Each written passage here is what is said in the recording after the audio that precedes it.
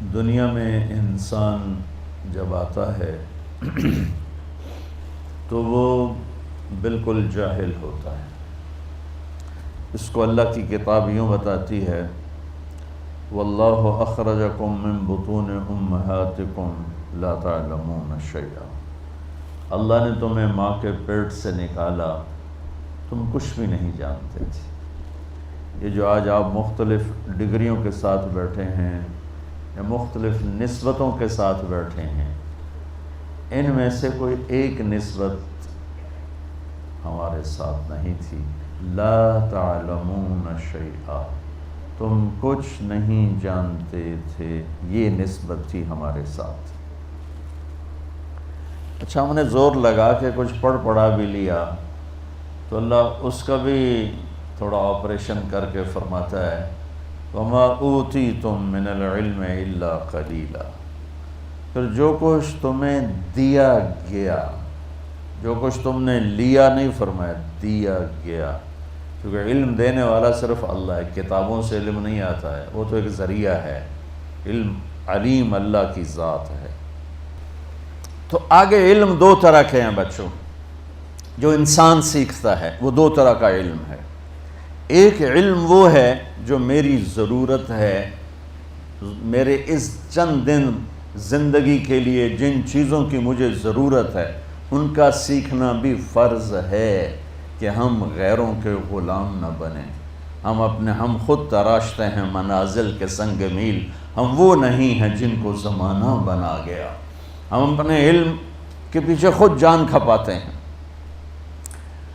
ایک دور تھا کہ کیمسٹری پڑھنے کے لیے عربی کا جاننا لازمی تھا، چونکہ سارے علوم کیمسٹری عربی زبان میں تھے، لیکن یہ تو پدر من سلطان بود ہو گیا، قصہ پارینہ ہو گیا، اس کو آج میں کیا دہراؤں۔ اب ایک علم ہے ضروریات زندگی کا، ایک علم ہے مقصد زندگی کا، ان دونوں کو بیلنس کر کے چلنا ہے۔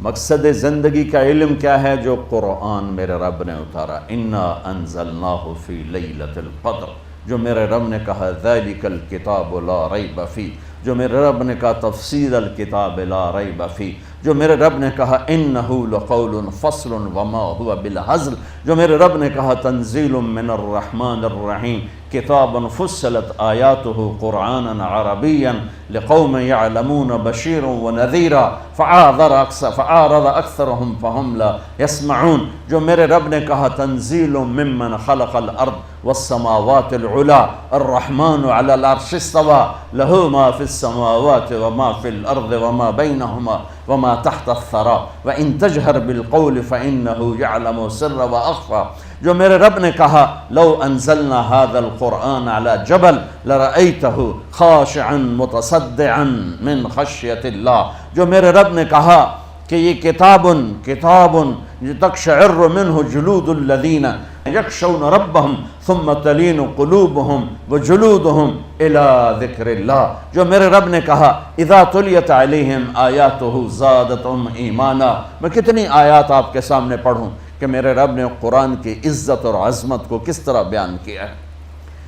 تو آگے علم دو حصوں میں ہے، دونوں کا بچوں سیکھنا ضروری ہے۔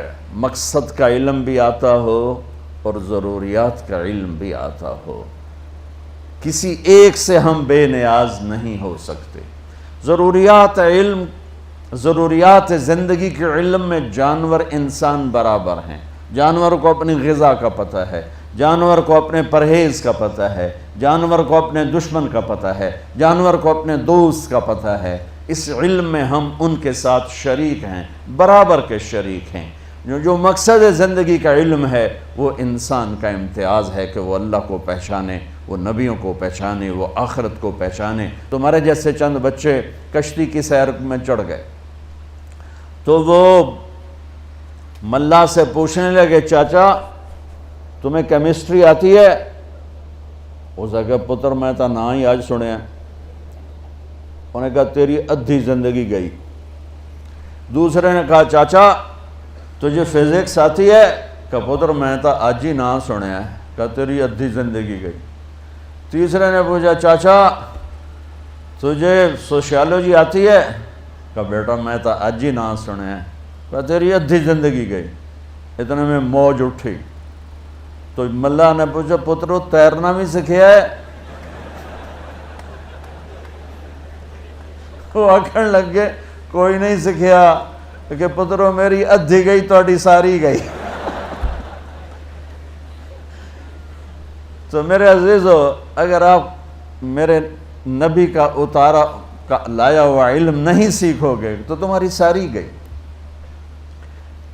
اس علم کا جاننا بھی ضروری ہے، اس علم کی تحقیق ریسرچ بھی ضروری ہے، لیکن یہ میں حیوانیت سے اوپر نہیں دے جاتا، ہم اور جانور اس میں برابر ہو جاتے ہیں۔